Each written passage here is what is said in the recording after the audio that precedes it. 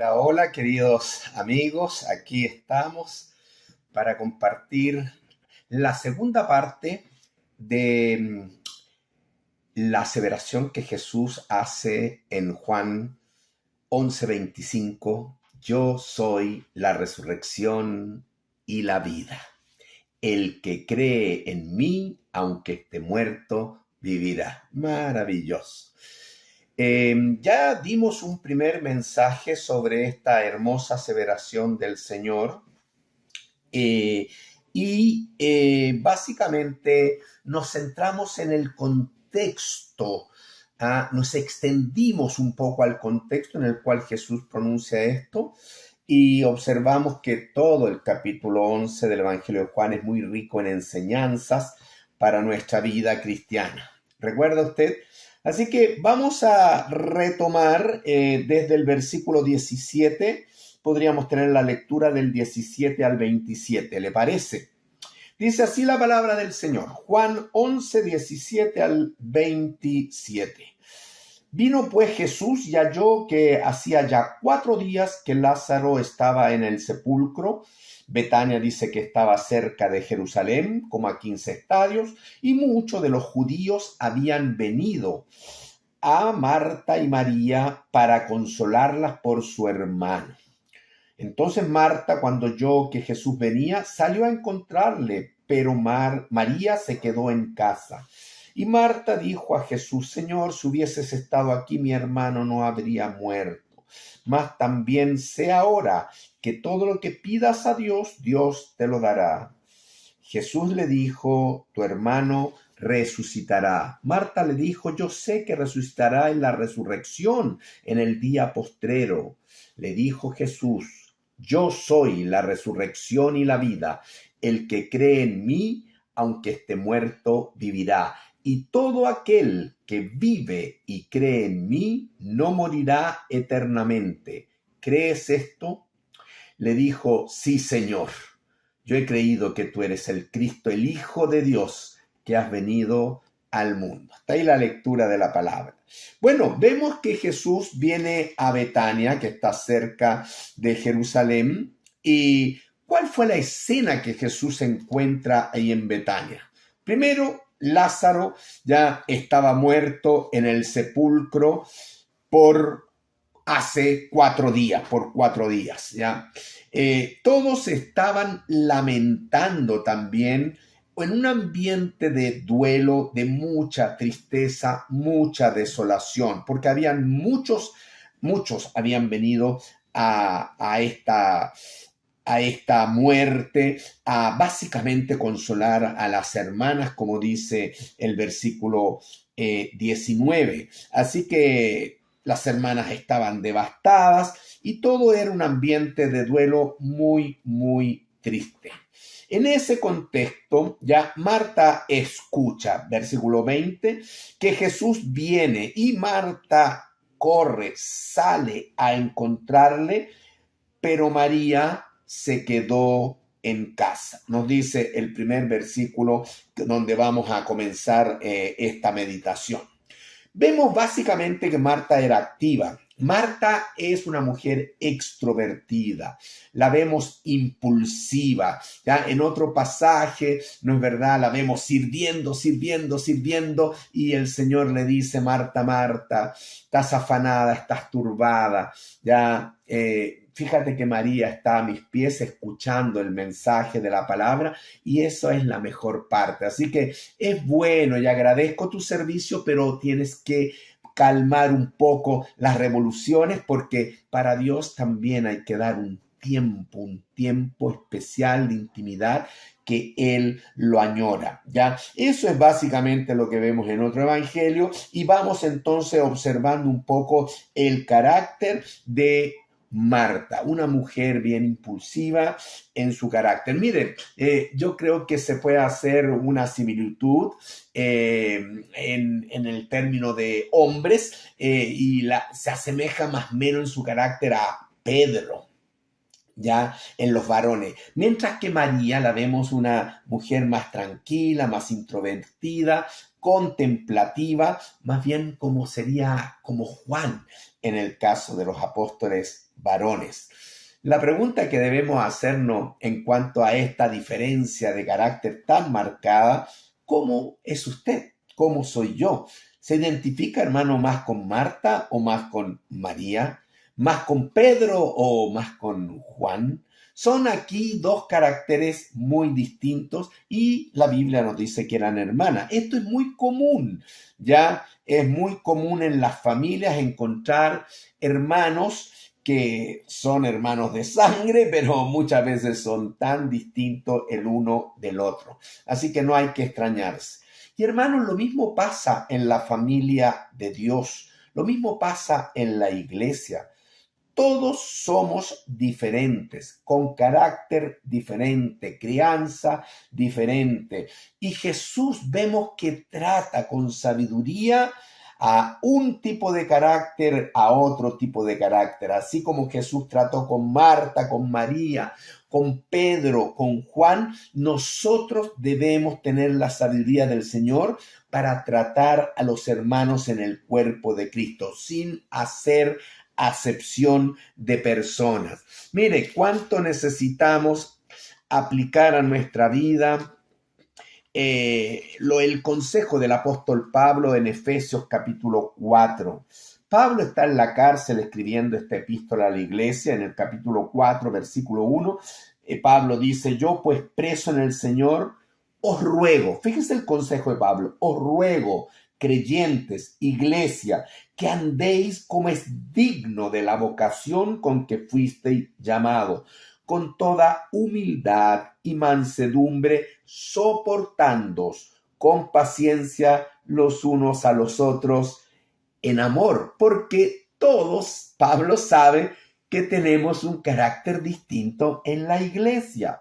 Dice en el versículo 3, solícitos, dispuestos, siempre esforzándose en guardar la unidad del espíritu en el vínculo de la paz. Es el anhelo, y el Señor Jesús también en su oración en Juan capítulo 17, su propósito central es orar al Padre para que sean uno, para que haya amor y unidad en la iglesia. El 4 dice aquí en Efesios 4:4, un cuerpo, porque es un cuerpo, es una iglesia universal, un espíritu, como fuisteis también llamados en una misma esperanza de vuestra vocación.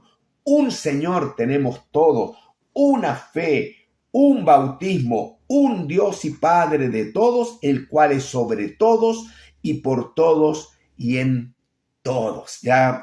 Así que, hermano, esta diferencia de carácter que vemos en las hermanas nos debe hacer pensar que el Señor a ambas trata con el mismo cariño, con la misma gracia, y nos invita a que nosotros, en una multiplicidad de carácter que conforman los hermanos de la iglesia, tengamos también un sentir de tratarlos ya sin nunca hacer acepción de personas, sino que llenos del amor y de la gracia del Señor, para buscar la unidad, porque somos una familia, somos uno en Cristo. Bien, comienza el diálogo de Jesús con Marta. Este sería el contexto específico en el cual va a brotar esta aseveración tan majestuosa de Cristo Jesús. En el versículo 21 comienza el diálogo. Marta le dice a Jesús: Señor, si hubieses estado aquí, mi hermano no habría muerto. Sin duda, ya hay un sentir ya de queja por la demora de Jesús, pero ya vimos que el Señor no se equivoca y había tenido mucho propósito esa demora. ¿Cuál es? Que muchos pudiesen realmente conocer el mensaje de la palabra y la señal portentosa que avala el mensaje de la palabra para ser salvos. Ya en el versículo 22 ya vemos que Marta manifiesta, eso sí, ya después de su queja, una frase más bien de cortesía, como tratando de suavizar, de arreglar la queja, más también le dice al Señor ahora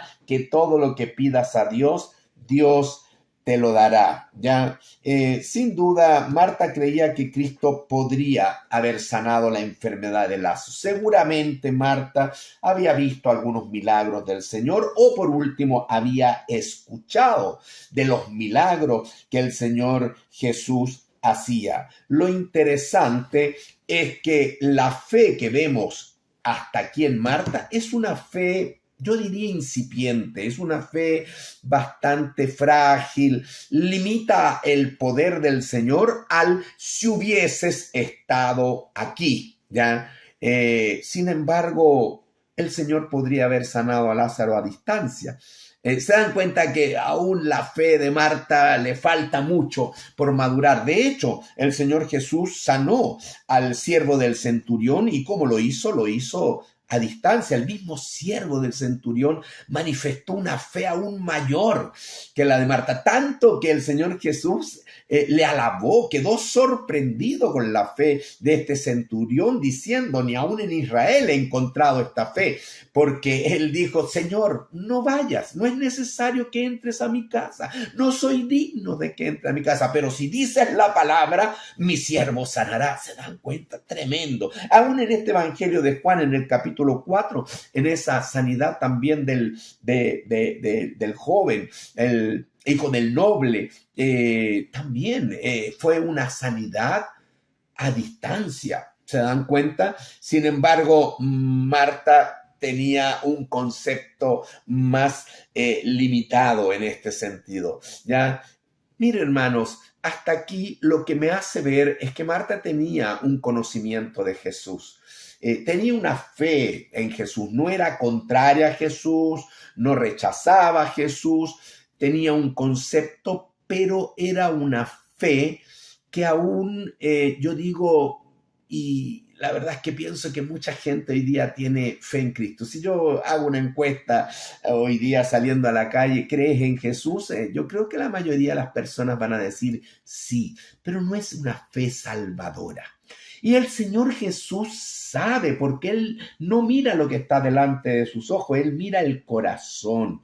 Entonces sabe que esta fe realmente necesita generar una fe salvadora. Esta fe incipiente de Marta debe llevarla a una fe salvadora. Y Jesús, entonces, al saber esto, intenta llevar este diálogo, o en este diálogo intenta el Señor en llevar a Marta a la verdadera fe salvadora. Una fe que va más allá de esa fe donde todos podemos decir: sí, yo creo en Jesús. ¿Se dan cuenta? Espero que lo capten, ¿ya? Y si no, lo vamos a ver en esta conversación,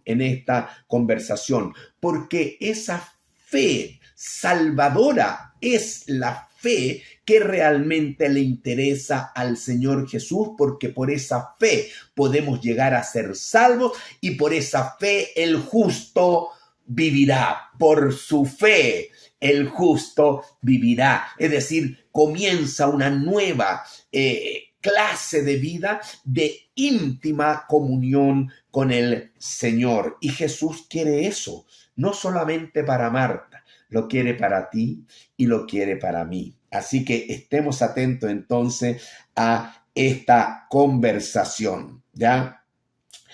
Mire, Marta manifiesta esta fe, que es una fe pequeña, porque él le dice a Jesús: sé que todo lo que pidas a Dios, Dios te lo dará. Tiene un concepto de que Jesús es un gran maestro, que Jesús es un gran profeta, que Jesús tiene una comunión y una dirección, como una iluminación por parte de Dios. Pero eso no basta para ser salvo, no basta para ser salvo, ya necesita un encuentro personal con Cristo. Yo pienso que a Cristo le hubiese gustado mucho más escuchar: Señor, sé que puedes hacer todo lo que desees. Señor, tú no tienes límite. Tú eres el Dios todopoderoso. Tú puedes hacer todo lo que deseas. Sé, Señor, que para ti no hay nada imposible. Pero no fue esa la fe que Marta expresó, ¿ya? Sino que ella respondió al Señor Jesucristo: ya, yo sé que tú tienes un vínculo muy personal con Dios y lo que tú pidas a Dios, Dios te lo dará, porque tienes el poder de un profeta, como los profetas del Antiguo Testamento, de un maestro. ¿Cuál fue la respuesta de Jesús? Jesús le dijo: tu hermano resucitará. Una aseveración, ya, para no seguir en el juego de Marta, sino darle un mayor avance, una ayuda a que ella pueda abrir los ojos a la fe salvadora. Tu hermano resucitará. ¿Qué respondió Marta? Marta le dijo: yo sé que resucitará en la resurrección en el día postrero. Esta era una frase que se usaba mucho en Israel para consolación en medio de un funeral. Ya resucitará en la resurrección en el día postrero. Miren, esta frase me lleva a pensar que hoy día no todos tienen ya frente a la resurrección el mismo concepto. Yo creo que podemos partir de un extremo. Hay gente que no cree que el hombre va a resucitar. Hay personas que piensan que el hombre ya tiene un número de años de vida física y que una vez que lo visita la muerte, llamemos a los 80 años, y es enterrado, sepultado, su vida hasta ahí llegó. No tiene ninguna esperanza. Más o menos lo mismo que sucede con un animalito. Ya se muere un perrito, se entierra y no hay nada más en su vida. Hay mucha gente que piensa así en la muerte del ser humano, ¿ya? Esperemos que no seas de esos, ¿ya? Marta no. Marta tiene un poquito más de fe porque cree que Dios va a resucitar a todos en el día postrero. Y la verdad, hermanos, es que el Señor Jesús dijo: yo soy la resurrección y la vida. Por lo tanto, no es correcto tener el concepto del primer caso que presentaba. Ya el hombre vive, se muere y hasta ahí nomás llegó. No hay nada más, no hay ni una esperanza, no hay tal cosa de la resurrección. No. La Biblia nos habla de que todos los que creen en Cristo van a resucitar. Es la primera resurrección, ya, de tal manera que les garantiza que van eternamente a la presencia de Dios, porque no van a sufrir la muerte segunda, la muerte espiritual de condenación en el infierno. A ver si lo explicamos un poco. Vamos a Apocalipsis capítulo 20, donde encontramos que el Señor Jesús en su segunda venida instaura su reino literal en esta tierra por 1000 años, que se llama el milenio. Apocalipsis capítulo 20. En ese tiempo Satanás es aprisionado. Previamente, cuando el Señor viene ya a liberar a su pueblo Israel en medio de la batalla de Armagedón, ya toma preso al que dirige todas las huestes de este mundo, todas las naciones en contra del pueblo de Israel, que es el anticristo y el falso profeta, y a ellos los lleva a inaugurar el infierno. Eso está en el capítulo 19 de Apocalipsis. Pero acá en el 20, Satanás es ya atado por 1000 años y es encerrado no en el infierno, sino en el lugar de demonios que es el abismo, ¿ok? Y entonces el Señor en el versículo 4 dice Juan que ve tronos y se sentaron sobre ellos los que recibieron facultad de juzgar, porque el reino de Cristo literal se inaugura. Y entonces quienes van a estar gobernando va a ser la iglesia en esos tronos. Ellos tienen la facultad de juzgar. Sin embargo, también se ven las almas de los decapitados, se ven las almas de personas que murieron por su fe en Cristo, ¿ya? Por causa del testimonio de Jesús, ¿ya? Porque no adoraron al anticristo, porque no adoraron ni recibieron la marca de la bestia en su frente, en sus manos. Ellos resucitan para también entrar en este reino milenial. Dice, y vivieron, es decir, murieron, pero hay ahí una resurrección y reinan con Cristo 1000 años. Son los mártires de la época de la tribulación. Pero los otros muertos, y se refiere a los muertos que no aceptaron a Cristo, que están en sus sepulcros y que no todavía van a resucitar. No volvieron a vivir, no resucitaron hasta después de los 1000 años, hasta que se cumplieron los 1000 años.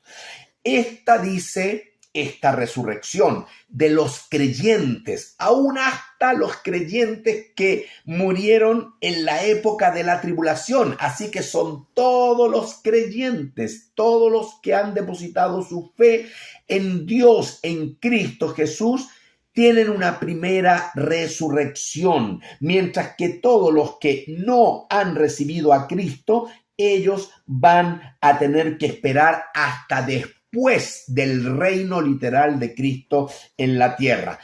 Esta resurrección de los creyentes es llamada en la Biblia la primera resurrección.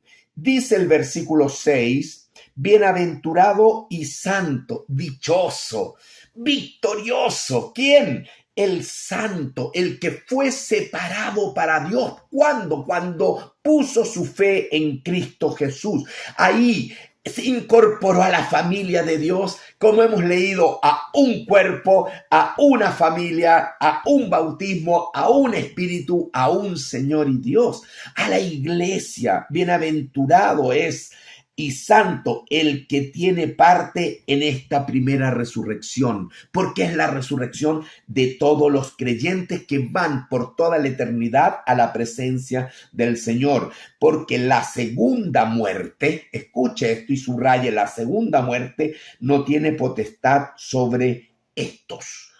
La segunda muerte, la muerte espiritual. Ellos van a vida eterna porque tienen vida espiritual ya en la primera resurrección para estar por toda la eternidad en la presencia del Señor.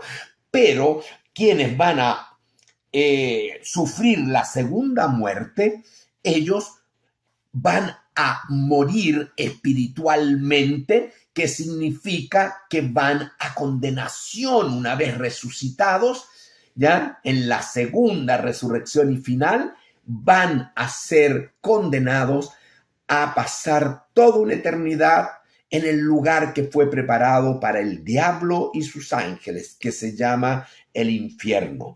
Aquí dice la segunda muerte, esta muerte que me lleva a condenación al infierno, no tiene autoridad, potestad, ya, sobre los creyentes, sino que estos creyentes que van a estar eternamente con el Señor serán sacerdotes, los representantes de Dios por toda la eternidad y de Cristo, y reinarán con Él 1000 años y luego entrarán al estado eterno, ¿ya? Pero hay una última resurrección, que es la resurrección de los incrédulos, ¿ya? Y está del versículo 11 en adelante, ¿ya? Juan ve un gran trono blanco, es un trono de juicio donde está sentado ya en él el que de delante del cual huyen los cielos y la tierra. Es el Señor, ya, y en ningún lugar se encontró para ellos. Y vi a los muertos. Estos son los muertos sin Cristo, sin haber aceptado a Cristo, grandes y pequeños, de pie ante Dios, y fueron abiertos los libros. Estos libros son los libros de sus obras, son los libros de sus hechos. Y por ende, estos sería lo que era el acta que era contraria, que fue clavada en la cruz. Nosotros, por fe, realmente ya aceptamos que Cristo borró esa acta que nos era contraria. Esos libros que nos hablaban de nuestras acciones fueron borrados por la sangre, por el sacrificio de Cristo en la cruz, y eso está en Colosenses, ¿ya?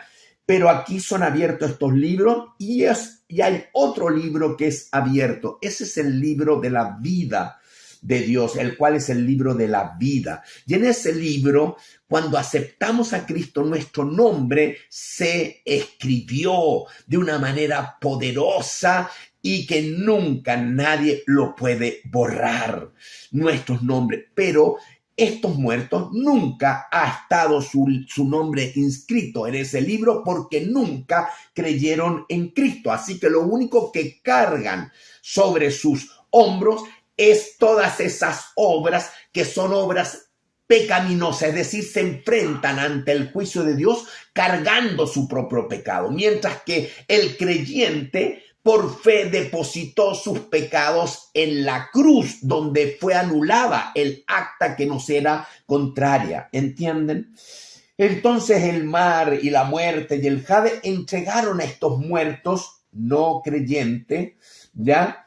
Y fueron juzgados, cada uno según sus obras, pero sus obras son pecaminosas, así que no han sido limpiados, no han sido perdonados porque nunca pusieron su fe en Cristo, ¿ya? Y la muerte y el Hades fueron lanzados al lago de fuego. Es decir, la muerte, el Hades, todos estos incrédulos fueron lanzados al lago de fuego, al infierno. Esta es la muerte segunda. ¿Se da cuenta? Como yo leía antes, que bienaventurado el que es parte de la primera resurrección, porque la segunda muerte no tiene potestad. Pero aquí está la muerte segunda, ¿ya? Donde todos los incrédulos ya son lanzados al lago de fuego. Y para que quede más claro, el versículo 15 dice, y el que no se halló inscrito en el libro de la vida, ya lo dijimos, porque nunca aceptó a Cristo, fue lanzado al lago de fuego. Así que hay resurrección. La Biblia lo dice claramente, y obviamente el Señor Jesucristo en esta declaración que estamos viendo, si Él dice, yo soy la resurrección y la vida, no solamente ya está estableciendo que es real el día de mañana la resurrección, es real, ¿ya? Sino que Él es y Él la otorga a quien se ha identificado por fe con Él, el que le ha aceptado como Salvador y Señor, el que hizo uso de una fe salvadora porque vio que el Señor Jesucristo murió en la cruz para limpiar mis pecados en reemplazo de mí, anuló el acta, su sangre derramó perdón sobre mi vida y por esa fe yo entonces pude ser salvo por la gracia del Señor Jesús. Volvamos a Juan capítulo 11, dando una pequeña explicación ya en este digamos, paréntesis, sobre lo que la Biblia habla de la resurrección. Marta le dijo, yo sé que resucitará en la resurrección en el día postrero. Sí, yo sé, mi hermano te amaba, mi hermano creyó en ti y algún día resucitará, él estará en la resurrección, en la primera resurrección. Cristo dijo, yo soy la resurrección y tu hermano resucitará. Y está diciendo, resucitará ahora. Esa es la diferencia. Entonces Jesús le va preparando para una fe salvadora, ¿ya? Por eso es que Jesús hace entonces a Marta la aseveración, yo soy la resurrección y la vida. El que cree en mí con una fe salvadora. El que cree en mí, aunque esté muerto, como lo está Lázaro, vivirá. Y este milagro de la resurrección de Lázaro va a ser, en el fondo, un preámbulo, una figura en menor escala de mi resurrección, dice Jesús, porque Jesús sabe que en una semana más va a morir por el pecado tuyo y mío y de toda la humanidad, pero que la muerte no le va a poder retener porque al tercer día resucitó en gloria, y es gracias a su resurrección que yo, que puse un día mi fe en él, voy a resucitar. Eso no lo digo yo, lo dice la palabra del Señor. Amén. Amén. Y entonces el Señor agrega: y todo aquel que vive, el que esté con vida y tenga la tremenda oportunidad todavía de creer en él hasta el último aliento de su vida, hasta antes del último aliento de su vida, tiene una posibilidad bendita, maravillosa. ¿De qué? De creer en mí. Todo aquel que vive, porque ya muerto, ya no. Mientras todo ser humano está con vida, tiene esta bendita oportunidad, esta bendita posibilidad de aceptar a Jesús como Salvador. Y si cree en mí, no morirá eternamente. ¿Por qué? Porque va a ser parte de la primera resurrección, de ir a la presencia del Señor por toda la eternidad. Y hace una pregunta el Señor: ¿crees esto? ¿Crees esto? Hermanos, el Señor Jesús ya manifiesta en estas aseveraciones algo que ya venía enseñando. Nosotros vimos una aseveración anterior cuando el Señor Jesús dice: yo soy el pan de vida. ¿Recuerda? Eso lo dijo en Juan capítulo 6. Y en ese capítulo no quisimos ahondar, pero ya el Señor va preparando los corazones, como a Marta, para que tengan una fe salvadora todo el pueblo, y habla de la resurrección. Mire, vamos a Juan capítulo 6.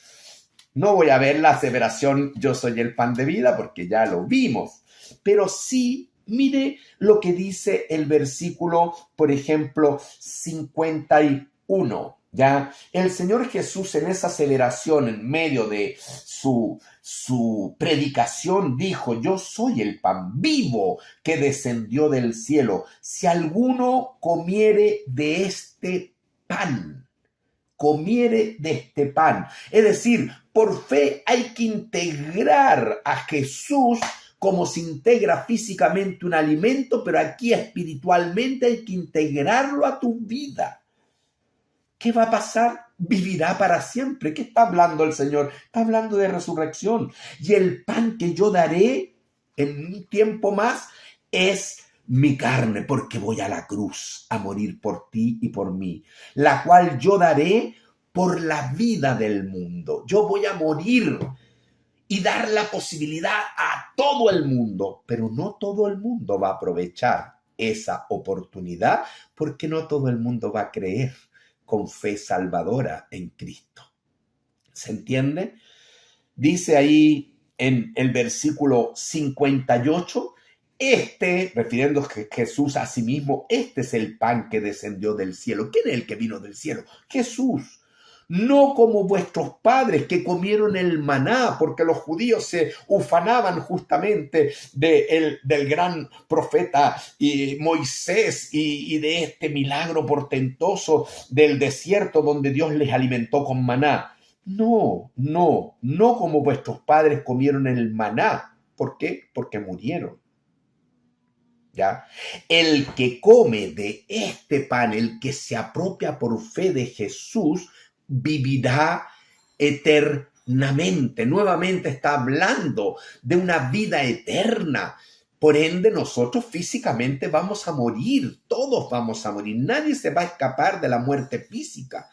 Pero si todos ¿Ah? Podríamos escaparnos de la muerte espiritual, de la segunda muerte, tan solo si depositamos nuestra fe en Jesucristo, ¿ya?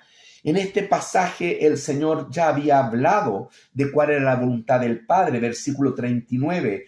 Esta es la voluntad del Padre, el que me envió, que de todo lo que me diere no pierda yo nada, sino que lo resucite en el día postrero. Por si usted tenía duda del tema de resurrección, mire cómo está aquí. Él habla, lo resucite en el día postrero, en el versículo 39. Y el 40 vuelve a decir, esta es la voluntad del que me ha enviado. La voluntad de Dios es que nadie perezca, que nadie se pierda, que todos procedan al arrepentimiento y a depositar su fe en Jesucristo. Tienen que comer ese pan. Es un apropiarse espiritualmente por medio de la fe del sacrificio del Señor en la cruz. ¿Ya? Y dice, ¿ya? Esta es la voluntad del que me ha enviado, que todo aquel que ve al Hijo, yo quisiera que hoy día tuvieras al Cristo Salvador, no al Maestro, ni al Santo, al único sin pecado. Puedes ver a Cristo de muchas maneras. Velo como Salvador. Todo aquel que ve al Hijo y cree en Él, dice la palabra. Hay que creer, rendirse a Él, tenga vida eterna y yo, dice Cristo, le resucitaré en el día postrero. Así que este tema de la resurrección, el Señor Jesús lo viene enseñando no en el capítulo 11, sino incluso como vimos desde mucho antes, como el capítulo 6. Hermanos, todos los creyentes resucitarán para no volver a morir jamás, jamás. Y esa es la esperanza. Por eso es que para un creyente es un consuelo maravilloso saber que Jesús es la resurrección y la vida. ¿Por qué? Para un creyente, dije, porque ese creyente sabe que un día tuvo un encuentro personal con Cristo y eso garantiza una nueva vida y una vida eterna. Gloria al Señor.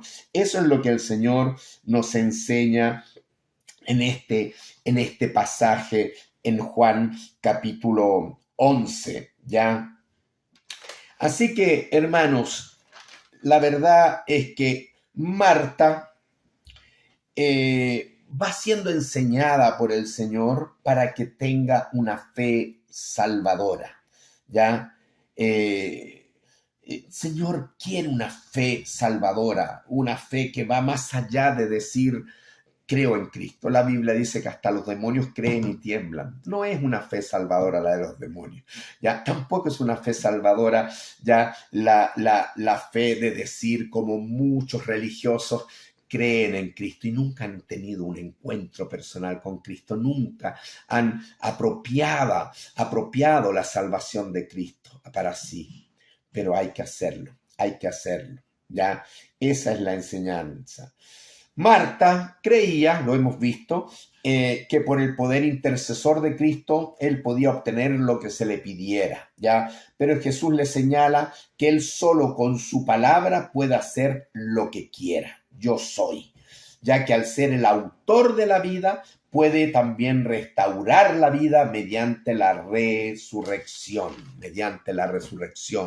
La gran promesa para todo creyente es el que cree en mí, aunque esté muerto, vivirá, volverá a la vida. Es como si Jesús le dijera a Marta, el que es creyente, aunque su cuerpo se halle en la tumba, como tu hermano Lázaro, volverá a la vida en virtud del poder que yo tengo para resucitarle, porque yo soy la resurrección y la vida. El que cree en mí, aunque esté muerto, vivirá. El que cree en mí. Y todo aquel que vive, y vuelve a enfatizar el Señor, y cree en mí. Pero ese cree en mí, repito, es la fe total, donde tú te rindes al Señor y dejas de creer que puedes agradar a Dios, que puedes salvarte por ti mismo. No, la salvación no es por obras, es por gracia, por medio de la fe. Y no es por obras para que nadie se gloríe, es para que toda la honra y la gloria sea entregada al Señor. Termina aquí en esta aseveración el Señor haciendo una pregunta a Marta, y esta es una pregunta trascendental a todo ser humano. ¿Crees esto? ¿Crees esto? ¿Crees que Jesús vino a este mundo? Te amó de tal manera que se entregó en la cruz, entregó su vida, su sangre por ti, para pagar el precio de tus pecados que tú no puedes pagar por ti mismo, porque no eres santo. ¿Crees que Él, una vez que solucionó el problema de tu pecado, crees que Él murió por ti? ¿Crees que Él estuvo en un sepulcro y que al tercer día resucitó porque la muerte no le pudo retener? Porque Él sí es el único sin pecado. Eso es Cristo. Y resucitó. Y entonces en su resurrección, Él puede resucitar a todo aquel que deposita su fe en Cristo. ¿Crees esto? Eso dice acá el Señor. ¿Crees esto? Y por eso, como yo hablaba, el versículo 26 abre la invitación, que es la gran oportunidad, la gran posibilidad para todo el que todavía respira. Como decía, el que vive, del versículo 26, y cree, no morirá eternamente, no morirá eternamente. ¿Crees esto? Vuelve el Señor a preguntarte, ¿ya? Y esa pregunta es la pregunta más importante que te pueden hacer en la vida. Es una pregunta que le hizo Jesús, que la hace Dios, no yo. ¿Crees esto? ¿Crees en mí? ¿Crees en que yo soy tu Salvador? ¿Crees? ¿Crees que yo te voy a llevar a la vida eterna si pones tu fe en mí, que yo soy la resurrección y la vida? ¿Crees esto? Hermanos, Marta, ¿qué contestó? Sí, Señor. Sí, Señor. Ella contestó afirmativamente. Ella llegó, dado que Cristo le fue ayudando, llegó a tener esa fe salvadora. Yo he creído que tú eres el Cristo, y lo proclamó. Así que creyó en el corazón, pero lo proclamó con la boca, lo confesó con la boca. Tú tienes que creer, pero tienes que comunicarlo, tienes que decir al Señor y decir a todo el mundo: yo tal día acepté a Jesucristo como mi Salvador y Señor. Esa fue la respuesta que dio Marta. Mire, un versículo que también nos puede aclarar un poco esta enseñanza es Hebreos capítulo 4. En Hebreos capítulo 4, versículo 2, el autor de este libro, que le está hablando a los hebreos, a los judíos en este libro, dice en el versículo 2: porque también a nosotros se nos ha anunciado la buena nueva, el evangelio. Es el evangelio que estamos compartiendo, el poder de Dios para salvación. Nadie puede ir a salvación si no escucha el mensaje de las buenas noticias. Yo soy la resurrección y la vida es una buena noticia. Él es el evangelio. El evangelio significa las buenas noticias. También a nosotros se nos ha anunciado la buena nueva, la buena noticia, como a ellos. ¿Ya? Tanto a judíos como a gentiles se les ha anunciado la buena noticia. Pero hay algunos, hay algunos que no les aprovechó, escucharon el evangelio, pero no respondieron afirmativamente, no les aprovechó el oír la palabra de Dios. No les sirvió. ¿Por qué?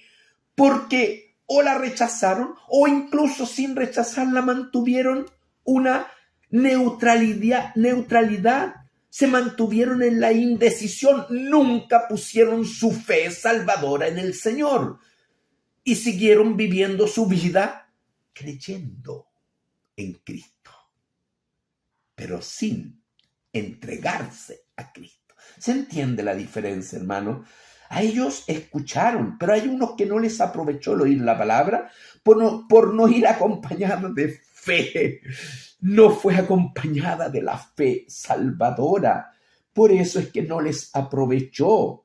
No les aprovechó en los que la oyeron, pero hay otros que sí les aprovechó. Hay muchos que sí les aprovechó. Marta dijo, sí, yo creo. Yo un día dije, sí, creo. Y deseo que el Señor haga lo mismo para ti. Bien, vamos a ir terminando. Ya, versículo 28, ya hasta el 44 de una manera muy rápida.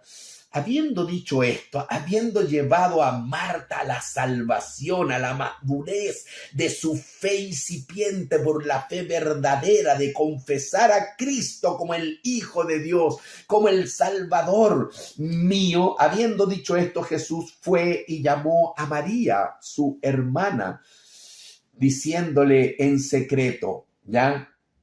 El maestro está aquí y te llama. Marta, una vez que recibió al Señor, entonces va donde su hermana a decirle, también Él quiere estar y hablar contigo, quiere comunicarse contigo. Ella cuando lo oyó, María, se levantó de prisa y vino a Él, ¿ya? María se había quedado en la casa, recuerde que habían muchos judíos, habían venido, estaban en la casa junto a María, ¿ya? Jesús todavía no había entrado en la aldea, sino que estaba en el lugar donde Marta la había encontrado, porque Marta salió corriendo a verlo y lo vio allá a una distancia de la casa de ellas, ¿ya? Entonces los judíos que estaban en la casa con María y la consolaban, cuando vieron que María se había levantado de prisa y había salido, la siguieron diciendo, va al sepulcro a llorar allí. Pensaron que ella le vino una angustia y que iba al sepulcro de Lázaro nuevamente a llorar en el sepulcro. Entonces ellos la siguieron. María, cuando llegó a donde estaba Jesús, pero María no fue al sepulcro. María no fue al lugar de la muerte. María fue al lugar de la vida. Fue a Jesús. Fue aquel que es la resurrección y la vida, y se postró a sus pies. Lo primero que hace cuando ve al Señor es adorarle, se postra a sus pies. También humanamente en su dolor, confundida, le dice, si hubieses estado aquí no habría muerto mi hermano. También tiene la necesidad de aumentar y crecer en su fe. Jesús entonces, ya más que responderle a ella, Jesús la conoce y Jesús sabe que ella está muy cerca de llegar a la salvación y lo hará por medio de este milagro. Y la prueba de su salvación es que realmente antes de la Pascua, una vez que incluso Lázaro estaba resucitado en la cena que le dan al Señor, como dijimos, ella ya abrió un frasco de perfume de gran valor y ungió al Señor con ese perfume y secó los pies con su cabello. Esa es la prueba máxima de adoración que quedó plasmado en la Escritura. Así que María, sin duda, puso su fe en Cristo Jesús como su Salvador. Pero en este momento Jesús la ve llorando, ¿ya? Y también ve llorando a toda esa comunidad de judíos que la acompañaba, todos también llorando. Al ver el Señor este dolor y al ver lo que provoca la muerte en el corazón de tantos hombres, ya se estremeció en espíritu y se conmovió. Se estremeció y se conmovió. Le afectó esta imagen de tanta tristeza, de tanto dolor, y por ende el conmovido les dijo, ¿dónde pusiste a Lázaro? ¿Dónde le pusiste? Ellos le dijeron, Señor, ven y ve. Y Jesús fue y vio. ¿Y qué fue lo que vio Jesús? Interesante. Miren, me recuerda la creación en Génesis 1. Después que cada vez que Dios crea algo, y vio Dios que era bueno. Creó los animales, vio Dios que era bueno. Creó las lumbreras, el sol, la luna, y vio Dios que era bueno. Y como cúspide de la creación, creó al hombre, le dio vida al hombre, y vio Dios que era bueno en gran manera. Dios siempre ha visto lo bueno en su creación, en dar vida, pero Satanás entró como un homicida desde el principio y hizo pecar, introdujo el pecado en la primera pareja humana y por ende introdujo la muerte. Y aquí Dios, Jesús, está frente al sepulcro, una imagen de la muerte. Y Dios está conmovido y por ende dice el versículo más corto, 35, Jesús lloró. A Jesús se le cayeron lágrimas de dolor al ver que él todo lo que creó, que fue bueno en gran manera para vida, había sido por Satanás, sino por el pecado, totalmente cambiado, y ahora la muerte era gobernante sobre la vida y el hombre entonces está sujeto a la muerte. Y aquí por una enfermedad Lázaro es llevado a la muerte y Jesús ve el sepulcro, la imagen de la muerte. Los judíos no entendieron. Mirad cómo amaba. No, sí le amaba a Lázaro, pero no está llorando por el amor que le tiene a Lázaro, está llorando porque aquí está viendo el triunfo temporal de Satanás sobre su creación. Pero es temporal porque yo soy la resurrección y la vida. Sin embargo, esto no fue el plan que Dios quería, pero Dios creó al hombre con libre albedrío hasta el día de hoy, así que todo hombre tiene la facultad de decidir. Nuestros primeros padres decidieron mal. Quiera el Señor que hoy día tú decidas bien y le aceptes como Señor y Salvador, ¿ya? Jesús cuando llora ahí frente al sepulcro, yo veo que el Señor se va a orar a solas, porque esa es su costumbre. Y el Señor conmovido, con angustia, yo creo que se alejó del sepulcro, no sé dónde, a un lugar a solas para orar al Padre. Y tuvo un momento profundo de intimidad con el Padre. Lo digo porque dice el 38, Jesús profundamente conmovido, otra vez, subraye otra vez, vino al sepulcro. ¿Dónde lloró por primera vez el Señor? Frente al sepulcro. Pero él vino de nuevo al sepulcro. Entonces, si regresó al sepulcro, es que él se alejó del sepulcro un momento. Y sé que ese momento el Señor se alejó para orar al Padre. Era una cueva el sepulcro y tenía una piedra puesta encima. Entonces el Señor, después de orar con el Padre, en plena seguridad y conciencia que era la voluntad del Padre, ¿ya?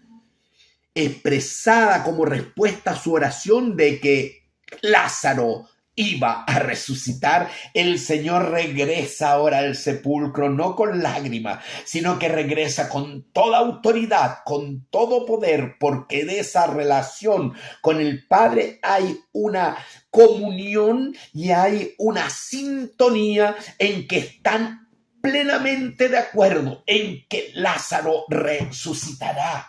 ¿Entiende? Y por eso que lo primero que dice el Señor cuando regresa al sepulcro, quitad la piedra. Oh, quitad la piedra. Fíjense que Marta, que ya había depositado su fe en el Señor, siempre es una fe que tiene que ir creciendo. Y es tu fe y mi fe, hermano. Así que no la señalo a Marta en este momento, porque yo también caigo a veces con situaciones que me hacen temblar la fe. ¿Quién no? Y aquí Marta, entonces, la hermana del que había muerto, le dice al Señor, Señor, ya está maloliente y tú quieres que quiten la piedra. Porque es un muerto de 4 días. Jesús le vuelve en amor a fortalecer en fe. Marta, no te he dicho que si crees, Marta, no te he dicho que si crees verás la gloria de Dios. Hermanos, la vida cristiana se inicia por la fe salvadora, pero continúa mi vida por fe, no por vista. Marta aquí miró el sepulcro, miró las circunstancias y por supuesto que se intimidó y dijo: Señor, no lo hagas porque está hediondo ya. El Señor le dice: Marta, no te he dicho que si crees verás la gloria de Dios. Y hermano, este versículo llévatelo como un estandarte el resto de tu vida. Tu vida no es por vista, tu vida es por fe. Y quiero que sepas que siempre puedes echar mano a este versículo, aún en medio de tus angustias, de tus necesidades, de tus problemas. Hermanos, mira a Jesús, el autor y consumador de la fe. No te he dicho que si crees verás la gloria de Dios. Y si crees verás la gloria de Dios, porque si Cristo lo dice, Dios no miente. Verás la gloria de Dios. Amén, aleluya, gloria a Dios. Entonces quitaron la piedra de donde había sido puesto el muerto y Jesús, alzando los ojos a lo alto, dijo: Padre, hace una oración pública ahora, ya una vez quitada la piedra. Padre, gracias te doy por haberme oído. ¿Cuándo le escuchó Jesús? ¿Cuándo le escuchó Dios a Jesús, el Padre a Jesús? Cuando él, con lágrimas en los ojos, se alejó del sepulcro a orar. Hermano, cuán importante es mantener una vida de oración. Jesús la necesitaba y Jesús la buscó, como en este caso. Y entonces él ora públicamente: gracias te doy, Padre, porque me escuchaste. Me escuchaste, porque sentí tu aprobación, me mostraste tu voluntad. ¿Dónde lo hace Dios? ¿En el movimiento de la vida o en tu aposento alto, en tu lugar secreto, en tu tiempo de oración? Yo sabía que siempre me oyes porque siempre están en comunión, pero lo dije públicamente por causa de la multitud. ¿Ya? Él lo dijo para expresar a la multitud que él y el Padre uno son. ¿Ya? Y él sigue manifestando esa autoridad, ¿ya? A la multitud. Hoy día el Señor Jesús es la imagen del Dios invisible. Me muestra a Dios, me muestra al Padre, ¿ya? Y todo aquel que ve a Jesús tiene la posibilidad de responder a Él. Dice: lo dije por causa de la multitud que está alrededor, para que crean. ¿Cuál es la voluntad de Dios? Que a través de este mensaje, a través de este milagro del Señor, la multitud crea, para que crean que tú me enviaste, que yo vine a este mundo a dar vida, porque yo soy la resurrección y la vida. Y habiendo dicho esto, clamó a gran voz: Lázaro, ven fuera. Hermano, esta voz, no hay nadie que pueda oponerse. Es en la misma voz de Génesis cuando Dios dijo: sea la luz, y fue la luz. ¿Ya? Y cuando Dios dijo: sean las lumbreras mayor, y sea la lumbrera mayor, y se formó el sol, y se formó, y se creó la luna. No hay nada, la creación siempre responde a la voz autoritaria de Dios. Dios creó al hombre y al hombre le dio libre albedrío. Por lo tanto, Dios arriesgó su palabra con el hombre, nada más que con el hombre, porque al darle libre albedrío, el hombre puede decir sí a Dios y puede decir no a Dios. Pero nada en la creación a la palabra de Dios le puede decir no. ¿Se entiende? Así que aquí yo veo nuevamente al Dios todopoderoso, el mismo Dios que habló y las cosas fueron siendo creadas, aquí dice, Lázaro, ven fuera. ¿Tenía una posibilidad Lázaro de quedarse en el sepulcro? No, no tenía posibilidad, porque es la palabra poderosa del Señor. Y el que había muerto salió, no había otra. Salió con las manos atadas, con los pies con vendas, el rostro envuelto en el sudario, es decir, salió con todo ese vestuario que era propio de la preparación del cadáver para su sepultura. Salió, pero salió. Y Jesús les dijo a toda la multitud, yo me imagino, hermano, era como para desmayarse esto. En la gloria de Dios se tira al suelo. Yo creo que yo me hubiese ido al suelo. Y Jesús le dijo, desátenle de los dolores de la muerte, porque ha resucitado. Desátenle. Ahora ya vive. Las cadenas que lo ataban, que era esa muerte, para que sepan que yo soy la resurrección y la vida. Desatadle y dejadle ir. El pasaje, siga leyéndolo. Yo voy a llegar hasta aquí, pero le puedo decir que hubo dos tipos de respuesta frente a la palabra y frente a este milagro nunca antes hecho. Dios hizo muchos milagros que nunca antes se hicieron.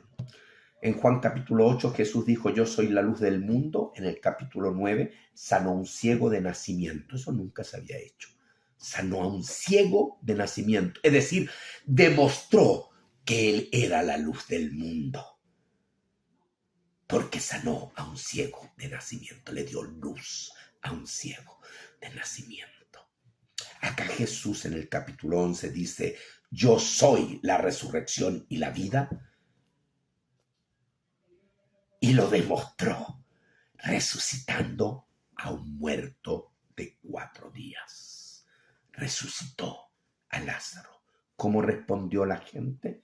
¿Cómo responde el hombre al Señor hoy día? O cae a sus pies creyendo, como dice el versículo 45, y le adora.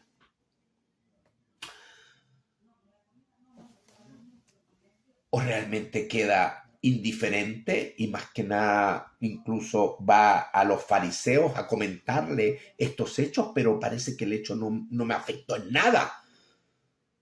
Así que no es un rechazo, pero es una posición de ceguera y de neutralidad, podríamos decir. Hay muchos que no responden a esta palabra.